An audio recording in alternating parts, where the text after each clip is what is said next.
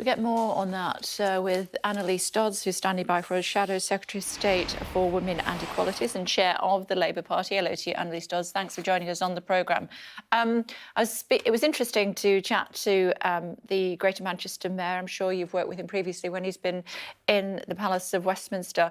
He feels that the Labour Party is not necessarily going far enough on things like nationalising the energy companies. It seems that we've seen I don't know, have we seen a U-turn on that?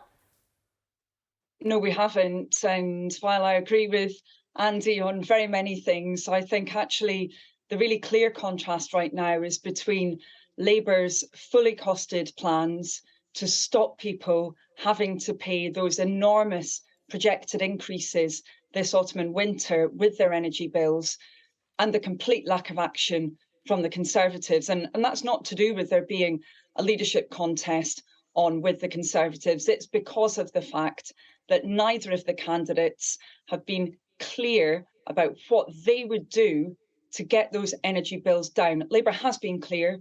We have that policy to keep the current cap, to not let it go up any further. We spelled out exactly how we'd pay for that.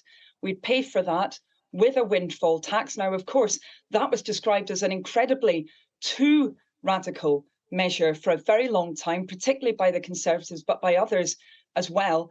Eventually, we dragged the Conservatives kicking and screaming to implement one version of it, but with huge loopholes. We'd bung up those loopholes, we'd start it earlier, we'd use that and other means to pay to keep that cap where it is at the moment. And that's the big contrast, actually, in British politics at the moment. Of course, Andy's right to say people need the basics, and Labour's showing how we would deliver that. I just wish that the Conservative leadership candidates would listen. You say it's not a U-turn, but I was just looking at the manifesto for the last election, and part of that was to say that the energy and mail and rail would be nationalised. OK, of course, every party changes their manifestos over time. I've just been talking about the immediate measures that Labour would be taking right now to deal with those energy costs. I think that's what many people are worried about, having heard the news recently about the hike in the cap that's coming up very, very soon. But, you know, as Labour has been very clear in saying, we are pragmatic. We're pragmatic about how, for example, our energy system is run in our country. We're pragmatic about the role of public ownership within energy. It needs to operate within those fiscal rules that were set out by Rachel Reeves at our last party conference, needs to work for our country. And that's the key thing that's of importance for us as Labour. We want to get a grip on those long-term problems that have affected our country. I would say when it comes to energy as well in particular, we want to get a grip on the extremely poor quality of energy insulation that we have in our country. We've got some of the worst insulated homes in all of Europe right now. That's why we said that we would be insulating Britain as well. So again, that big contrast between Labour, that's pragmatic, that's clear about what we would change, and the Conservatives when there's simply no plan at all. Well, you say that. There's a thought that potentially VAT could be cut. And I know that was something that Gordon Brown actually implemented, didn't he, when he was Prime Minister? Is cutting VAT a viable option to save the public from higher bills?